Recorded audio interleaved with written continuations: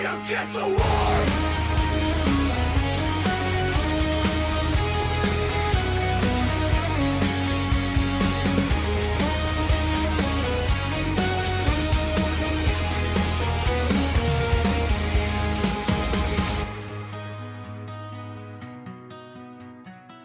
Welcome everyone to 3 Against the Warp.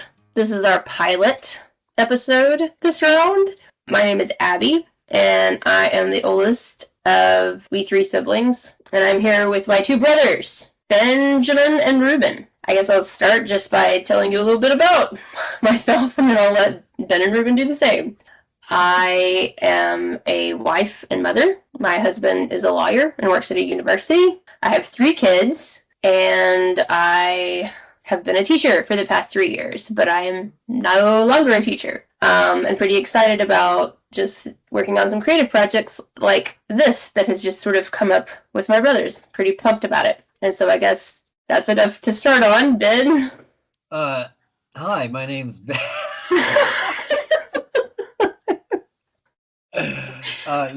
So my name's Ben. That's the weirdest part. And I'm the second eldest of these siblings.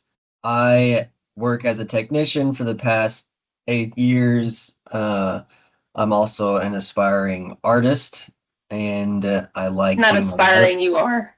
Oh, well, yes, I do art sometimes on the side. And I like a lot of outdoors things. Like outdoors, I like traveling, and I like talking with my siblings here, which is why we're doing this. So... with that, I'm going to hand the ball off to Ruben. All right. Yep, I'm Ruben, and I'm the 3rd eldest. I am, I'm married, have a wonderful wife and kiddos, 3 kiddos. Oh, can I introduce? I forgot to put my status. I'm single. I'm single. All right, go ahead, Ruben.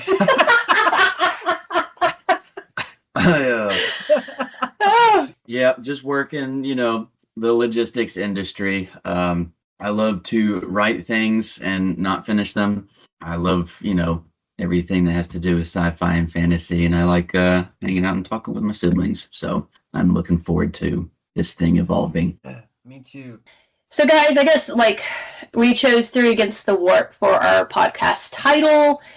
What does that mean and what does it not mean? Why did we choose 3 Against the Warp? What kind of drew us to that podcast title? Obviously 3, because we're 3 siblings. Well, yeah, I think the Warp was kind of motivated by our over a science fiction novel, and universe that we all kind of enjoy and we all like talking about. And Abigail, you've recently taken an interest in this universe as well, so you find it really fun and cool. So it's not the overall theme, and we're not by any means, here just to talk about that, but it's just something we all enjoy and thought it'd be a fun addition to the title, right? Yeah. So for people like me who really don't know a whole lot about Warhammer, but I'm gonna keep up with it if I want to hang out with you guys. Know half the stuff you're talking about. I think the Warp is still compelling because I think what we're talking about is going to be grounded in our values, what we believe is good and right and true. And so there's a sense in which even doing this, having conversations and investing in relationships is part of, trying to maintain stability in the midst of chaos. I like that. I like it a lot. And so that's what the Warp is in the Warhammer universe. It's another name for chaos, which is the mirror of the world of reality, order, It's the immaterium in contrast to the material world. So, and it seeks to bleed into the material world and influence things over to chaos. And in reality, we deal with things where the Warp may approach you with promises of elation and ecstasy and pleasure. That's something we also experience in real life, I think, is dealing with chaos in ways that, it disguises itself in a veil of beauty, warps you, warps your humanity, warps your perception on what's right and wrong. So, like Abigail said, like stability, all of us struggle, and it's a constant daily exercise to maintain stability, mentally, physically, and spiritually, And so in this Warhammer world, what the warp kind of stands for is this overall arching theme of our daily need to exercise stability against, well, I guess you could say warp would be sin, dark versus light, good versus evil, chaos versus order, so. Right. So the allegorical pull there, like, is an intentional choice. We are on purpose definitely appealing to that sort of allegorical element with that name. Did what I say make sense, or did I just kind of go on a... No, I thought that was awesome. Word vomit rant. No word vomit here. That was awesome. Okay, so it is... 3 Against the Warp is definitely intended to be somewhat allegorical in terms of comparing Warhammer to the real world, real human experience and all that. But we're not just a bunch of Warhammer nerds. So, like, not everything we talk about is going to be Warhammer lore, Warhammer, whatever. Yeah, it's not what the podcast is, although it's a lot of cool things to pull from. For sure. Yeah. And we'll have like probably, I don't know, themes that will go on that maybe will require several segments or episodes, whatever you want to call them. Feels weird saying an episode, but yeah. Yeah, like a series on a certain topic, for sure. Yeah, so we've got a lot of ideas that I think it'll be really fun to like talk about. So one of the things that's fun about this is all of us have, because we're siblings, we had similar upbringing, obviously. We were raised in the same household, based on Christian values. So that's what we'll be pulling from a lot. Obviously, all 3 of us are very different, though, too. And so it is a lot of fun when we do talk about things, just the different perspectives. And even as adults, because as we've continued to grow up, like all 3 of us, we were all born and raised in Arkansas, but we have all landed in 3 different states across the U.S. And as adults, we've had different life experiences that have formed us into the people we are now. And so it is a lot of fun, I think, to kind of bring those things together, still having that common ground, but having a lot of different experiences to draw from too, and perspectives. So I think one of the things we were going to talk about in this pilot episode was just, Ben kind of already touched on it a little bit, just in talking about the Warhammer allegory kind of metaphor, however you want to talk about it. But one of the things that we'll probably think about sometimes is just like, why does a story matter? Right? So you were talking about good versus evil. Why do those things matter when we're talking about anything? Like whether it's the music, or whether it's art, or whether it's a movie, or whether it's a book, or whether it's a video game, series. Why do we need story? The first thought that comes to my mind is, before we had written word, we had humans had to pass down information, and probably the easiest way to pass it down was through storytelling. And so I think that's kind of where we all that's the easiest way that we inherently can, store the information in our head, and makes it, however good the story is, the easier it is to remember, the main theme of what you're trying to convey or whatever. But right. Yeah, I think that's probably the best point about storytelling. It's just the memory. Storytelling is basically a record keeping of your existence. It's a sharing of the tale of the human experience, in all of its facets. And those things need to be remembered and passed on and shared to ongoing generations, because this whole experience is about growth and learning and adapting and evolving. And the only way you can really do that is, by experience and storytelling, because that is a record keeping of the human experience. Yeah. And I think as like, because God's a creator, and he created us in his image. And so like with stories, people might say like, well, not all stories are, actually pass down knowledge of an actual event that happened. It's like, no, yeah, we create things. We'll create a building, we'll create a story about something that just, out of our imagination, because we're inherently creative beings, whether we think we're creative or not. Everybody's creative in something. Right. But yeah, I think that's a good point. Right. Yeah. And storytelling is kind of an art form, right? It's like a part of the human expression. And you can find storytelling in everything. You know, you can find storytelling in music and painting and writing. You know, it's like there's storytelling in everything. Even like a sunset. That tells you a story. What's going on? How did that happen? You know, like how is the light turning into those colors off the cloud, and who made that light? You know, so yeah, storytelling is essential to being alive because we are a story. Yeah. Yeah. I think this just popped in my head. I think it would be fun for all of us to break this down or make like a little portion in an episode sometime. But there's a short movie, a short film, and I can't remember the name of it, but I'll be able to find it. But it's maybe a minute and a half, and it's probably for a minute and a half short film, it will probably pull more discussion than, a lot of full films could ever do, because it's literally, I don't even know if I want to tell y'all what it is, but it's slow, and all it does is there's no speaking or anything. It's just a slow pan of a living room, and as it pans out, more things are revealed. And within that minute, it might not even be a minute and a half, but as things are revealed in this living room in this house, the story is like all of a sudden you have more and more questions, and then you have questions answered as the pan pulls out. And then at the very end, you have a lot of your questions answered, but then the main question that needed to be answered is not answered. And then it ends. I think I've seen this. Whoa, you've seen it? I think so.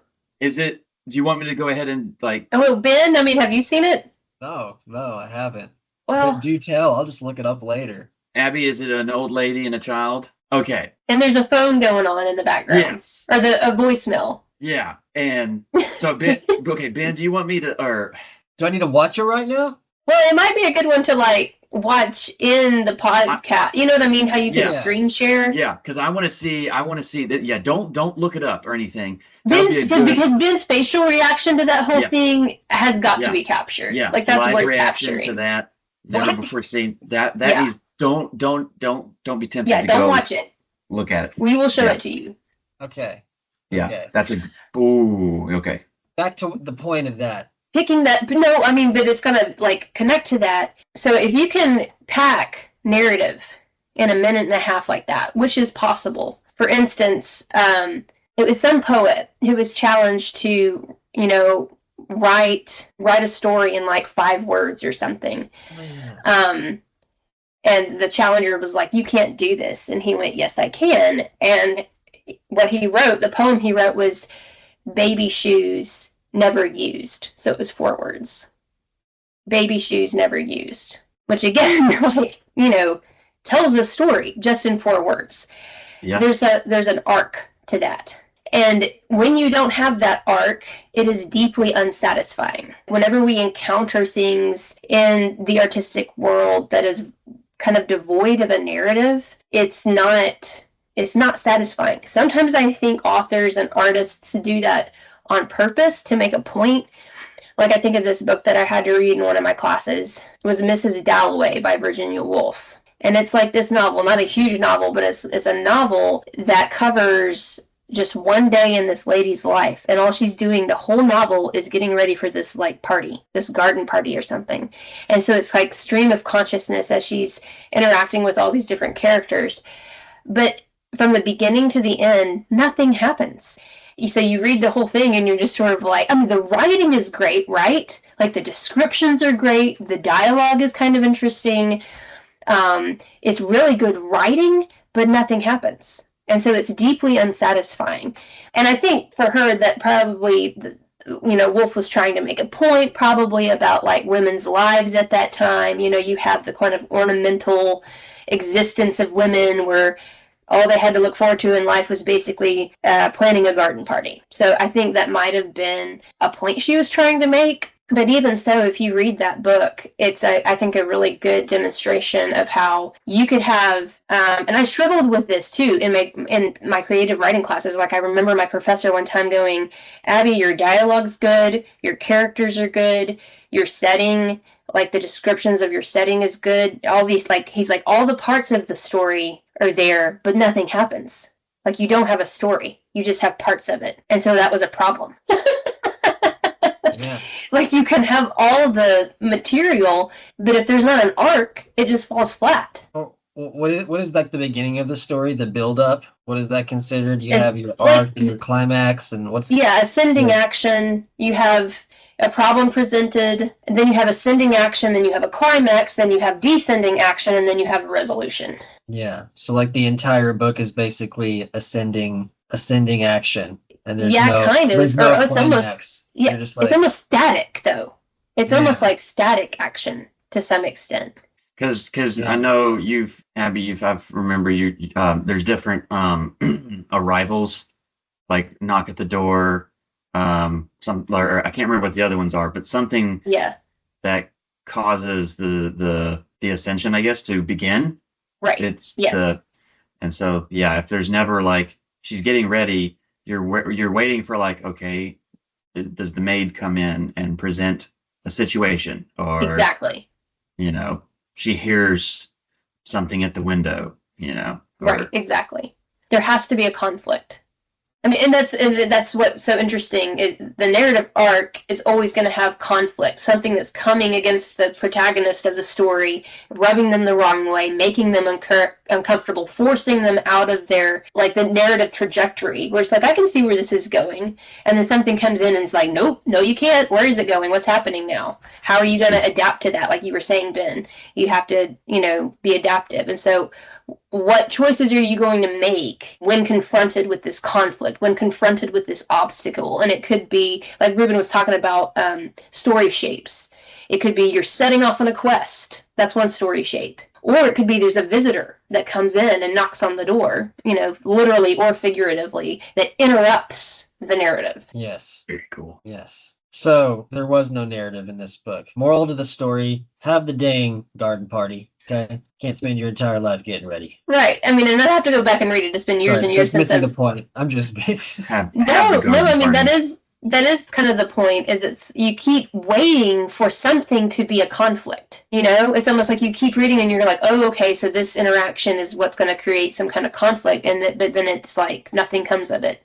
And she just goes on. Which, if you're writing day-to-day life, sometimes a day can be like that, where it's not like, it's just one little piece of the narrative puzzle. Yeah. So that can be true to life. And I think sometimes some of the more modern writers were sort of trying to capture that. But I think ultimately, in the end, it's just not that kind of art just is not very satisfying or compelling to me. Right. If you don't zoom out and kind of acknowledge, yeah, that was not much, nothing exciting happened in that day, but it's part of a bigger picture. Right. Right. Is that kind of like modern art, where there's just a bunch of splashes on a canvas and you're stepping back and you're like, this is not telling me anything. Like, Well, Ruben, no.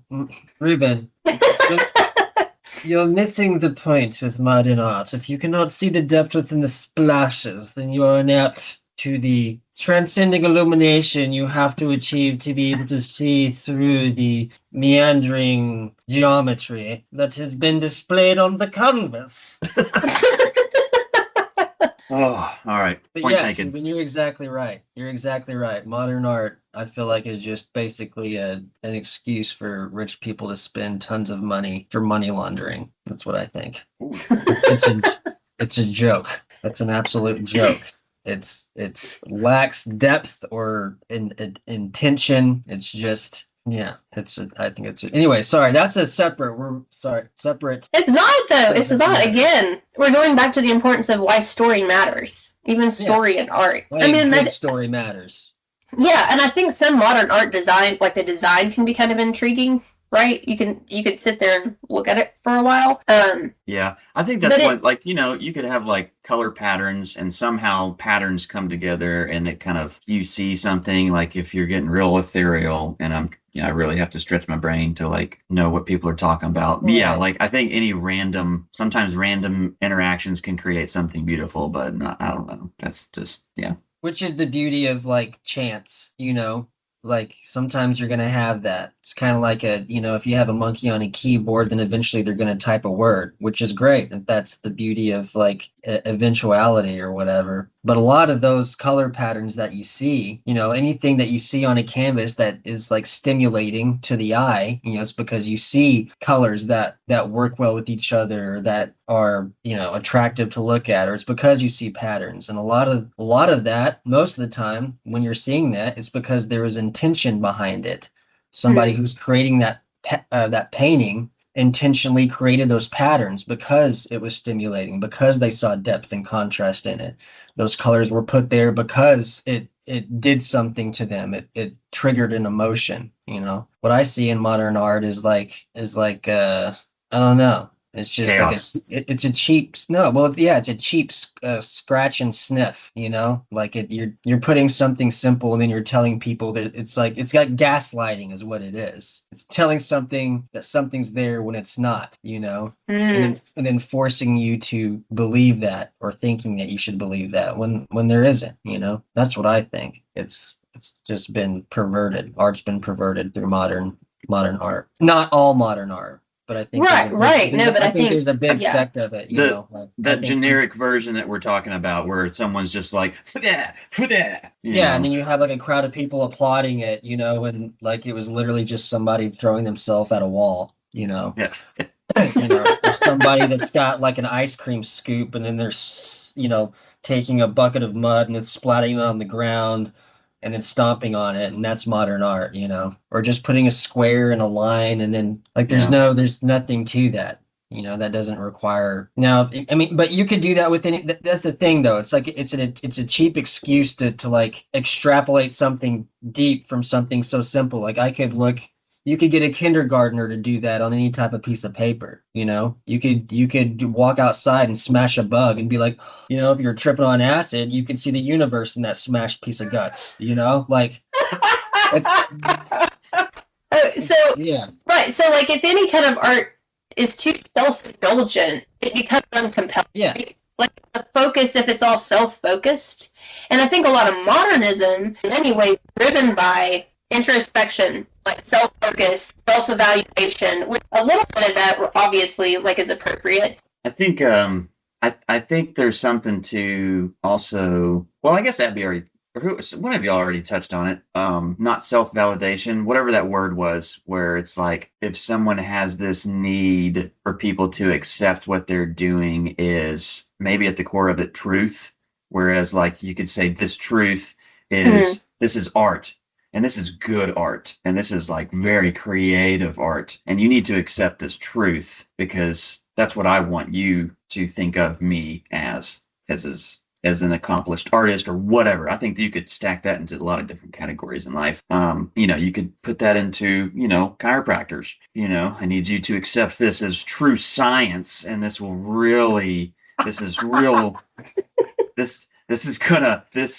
affects your actual nervous system and everything and healthy in your life. If I take a pen and tap your shoulder with it, it will cure your cancer. So.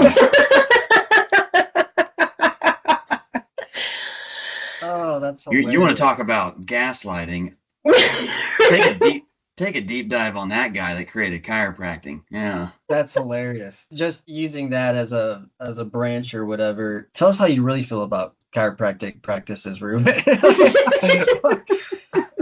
But when I had my neck and back issue, I went to a chiropractor for like 2 months. And it's funny. I feel like nowadays, because there is such a stigma towards chiropractors, like they supplement it with like self-wellness classes whenever you're going there.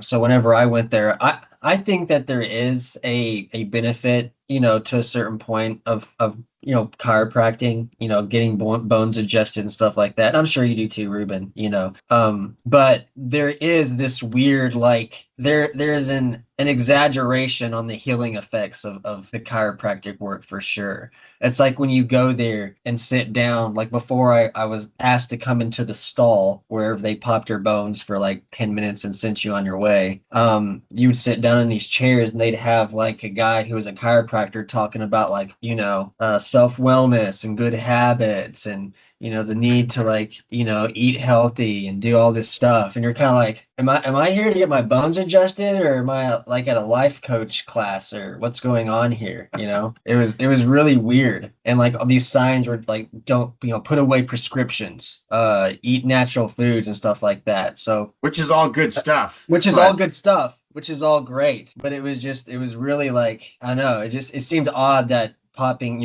going to pop your bones came with the whole package deal of like what they had to offer was more than just adjusting your bones. Like adjusting your bones is going to, It's kind of like the canary, or what? Not the canary bird. What's the bird that sits on the back of the rhino? But, they use the rhino as protection and food, not eating the rhino, of course, but it's like it's their vehicle for piggyback. I'm trying to use a more creative term, but piggyback. No, I like it. Yeah, I like it. But yeah, it's kind of like they're piggybacking on what you're saying, health and wellness. And if someone just so happens to live a healthy life by eating good and taking care of their body, they're going to connect. Oh, I've been going to the chiropractor. I've been feeling good lately. Yeah, great. It's like, no, you've been eating good food, not junk food. You're exercising. But then again, like I think there are definitely benefits. If you're having like extreme pain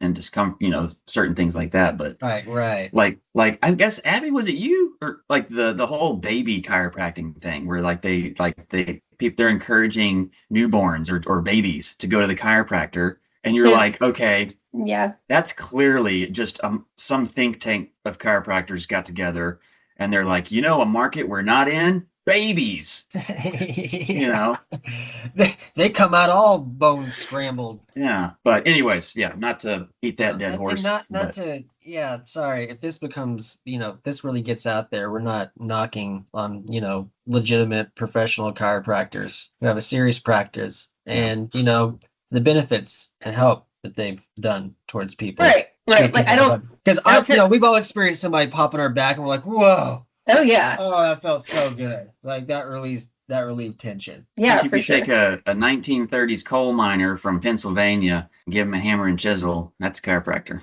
So yeah. Well, I mean, it's just like anything. I don't care what profession you're looking at. You have some that are good and some that are not, right? Like whether it's a plumber, whether it's a mechanic, whether it's a doctor or a chiropractor or whatever it is, there are some that are, crooked, some that are straight, some that are trying to pull one over on you, some that are really, genuinely invested in helping people. Yeah. It's just, you're going to get all of that no matter what profession you're looking at. Yeah. How did we get off on chiropractor from? That's a great question. We were talking. I feel like that's what podcasting is, so I love it. But I'm kind of trying to figure out like what. We were talking about narratives and storytelling, and we went from modern art, and basically, I think it's truth. Okay. Truth. So they're being yes. So I think again, modernism, because this is something that I taught my kids when we went over like 4 different literary movements, American literary movements. Modernism is one of those movements, and it is about a lot of introspection, right? And like, psychologists like Freud and Jung were gaining traction during the modernist era, when the modernist era was kind of burgeoning. So it's about subjectivism, right? A lot of modernism is totally about subjectivism, not objective truth. And so you're kind of, how can we reinvent reality almost? And so I think in the art that often gets made based on that thinking, you find that if things are too subjective, right, it's presented as being very compelling because it's supposed to be from someone's soul and heart, and not to invalidate that. But again, if your soul and heart is completely focused on self, that just becomes uncompelling. Yeah. If it's not kind of outwardly focused, right? Yeah. What story are you telling? If it's it's like forcing people to think that you're more than what you are, or forcing people to think that there's more to something than what is, right? Like if you're like putting a square in a circle and saying that that's deep, and it's deep because I did it, and I want you guys to think that there's more there to what there really is, like, because it's a false narrative. Yeah. But well, But I mean, I think all that's the logical outcome of unhinging creativity from a creator, right? An overarching creator. There's that big picture. So there's that outside standard, that outside reality. And if you're disconnecting yourself from that and making it all about just, no, we're all our own little creator, right? We're all our own little king of the kingdom. And it's disconnected from any bigger king, who's actually deciding what reality is. And we just get to tell ourselves what reality is. It just, and I think a lot of modern thought is based on that. Like, we get to create our own reality. We get to write all of our own story, and you even hear, like, write your own story, right? That little mantra. I have a mug that says that. And to some extent you do, right? You make choices. You certainly write your own dialogue. And you certainly do things that develop your own character. But then what happens when things get written into your story that you would not write? What happens then? Because that's everybody's reality, is things happen to us in our stories that we would not have written. And we struggle with things in ourselves that we would not write there. Yeah. Yeah, it's kind of like the thought made me think of, like, if you were in for example, you might have a land, like, back in the day when England was like, trying to remember all those different sub kingdoms, like Wessex, and they would have all these different kings, for example, if you had all these different people who were lords over their lands, and you had one central king who was over those lands, but you had a lord over there, and he wasn't pledging fealty to the king, and he was running his land the way he saw fit, but it wasn't to the same beat of the drum as the main king. Then there's an issue there. Even if it's not going along with what's being designed or what's wanted by the main king. Of course, in human standards, that could be that lord is maybe standing up for what's right or something. But right. What we're talking about is our king is not. There's not going to be anything wrong with it. And if we're thinking our land can be plowed and built up to a better standard than what the king has prescribed, then it's going to be an issue, and that means we're not pledging fealty to the king, and that's going to create some discord. It's going to mess up trade routes. It's going to mess up a lot of things. And so I think, like what you're saying, like creation, like what's the truth behind creation? Is like what we're creating, what you were saying earlier about, like, are we designating what we're creating as a good creation, or is it a creation that has nothing to offer anyone else? Yeah, it only means something to me. Yeah. Well, yeah, it's like that's probably just repeating exactly what you just said, but no. It's like gatekeeping social hierarchy by creating something and forcing people to think that is the best, most compelling way to do it, when there is a better and more deep and fruitful and other way to go about doing it, right? Like, that to me is what a lot of modern art is like creating something simple without depth, and then forcing everyone to think that it is of substance when it really isn't. And you have a lot of really good art there that is deep and full of substance, and you can tell by looking at it. And then you don't have to tell people that if you don't see it, then you're not, you lack depth. You're not right. You're wrong. I think the point of art is not telling people if they don't see something, then they're inept, but creating something that allows everyone to benefit from it easily. No matter what it is, you can look at it and obviously it's going to compel you. It's going to speak to you. You can tell that there's a depth into it by truth, by the expression of truth, by the expression of intent. And you're going to feel that and get that from anything, even with human interaction. You can tell somebody's shallow, even if they say the right things and dot the T's and cross their I's. You can tell by their actions whether it's truthful or whether it's false. It's shallow. And I feel that way with a lot of modern art, is it's dotting T's, not even dotting T's or crossing I's as far as like what good art is, like if you want to actually, but it's shallow. But it forces people to think what it says about itself is that it's something more than what it is, And that kind of, I think, goes back to what you were talking about with like a king. It's like, okay, I've got my way. It is what it is. It's the best way. And if you're not lining up with that, then you're a peasant, when maybe there are better ways to go about running the kingdom. Is that the metaphor you were trying to use, Ruben? Sort I think of. so. Yeah. Yeah. So I was looking up on because I remembered something in Proverbs that kind of points to that, and on Proverbs 14. In Proverbs 14, 12, it goes, "There is a way that seems right to a man, but its end is the way of death." I can just picture one of us in a gallery and like coming across a canvas and be like, "The way of this is death. This painting is death." Trash. Well, then, like 2 verses later, it goes, "The simple believes everything, but the prudent gives thought to his steps." So, like what you guys were saying, and Ben, you were like, giving thought. It's like there was no thought as to what they were painting. Like this is like if you have a beautiful barn with a sunset in the back and it's cascading the shadows down on the lawn in the front. There's thoughts to that. There's something there. An expression of but reality in some sense. Is there anything comparative to reality for what we're seeing in creation to someone taking a brush and sprinkling, dots on there? Maybe, but yeah. No, I agree. Well, I think something that Ben pointed out is really interesting. He's talked about intentionality. And I do think a lot of this comes back to the heart. Like, what is in your heart when you're producing this art is going to somehow kind of almost mystically get communicated. Yeah. Like, people are going to be able to kind of sense what the focal point was. And when we're talking about storytelling,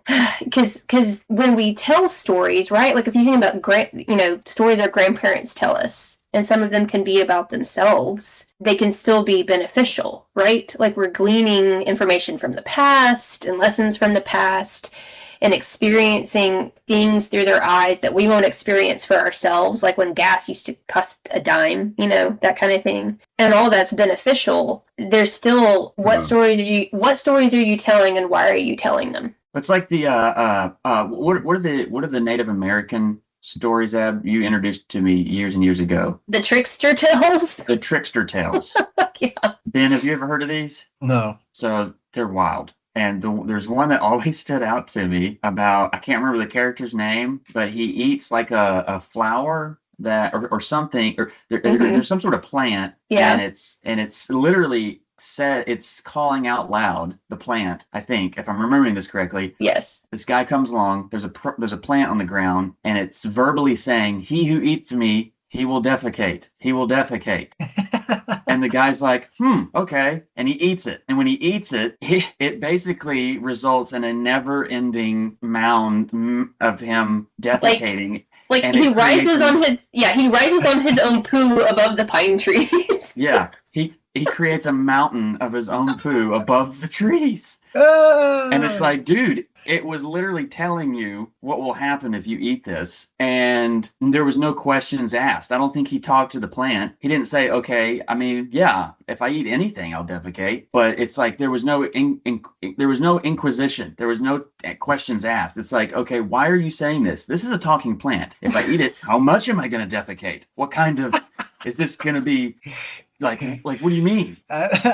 He's just like, okay, I'll eat it. And then it resulted in that. It's like, you can't just consume things in front of you, not knowing what it is, where it's coming from, because it could impact your life in a steaming pile of food. Right.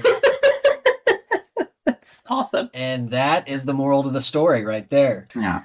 And that's a Native American tale from hundreds and hundreds and hundreds and hundreds of who knows how long ago. Yeah. And it's so ridiculous and silly on the surface. There's no, like, that actually has an applicable storytelling to it. Yeah. It's like the fables. It's like the Aesop fables. Yeah. Too. Well, those are all, in many ways, those are trickster tales also. Yeah. Well, back to kind of connecting all that, triangulating, whatever, the consumption without intention or like, and then like the story that you were talking about, Abigail, that had no arch, right? It was just everything. That's kind of like what a lot of modern art is too, right? Yeah. It's just like floating on a stream of consciousness. Right. If there's no arch, there's no theme, there's no nothing. You're just like, and then, and then, and Dan. You know, and you gotta have the end in. Gotta have the end in, right? In storytelling and eating a plant, gotta have the end in, or else you're gonna be just sitting on a pile of poop. That's right. Man. It's deep, man. That is deep. Oh, we've gone, yeah. No, but I mean, but we're all still connecting it back to why does story matter? Oh man, You know, what is the story of stuff? And we have this is awesome. I think this is fantastic. I think this is what this is about. Thanks y'all for listening. Yeah, have a good day. All right. Look forward to having you back. Until next Outro time. music. It could be like. Boing,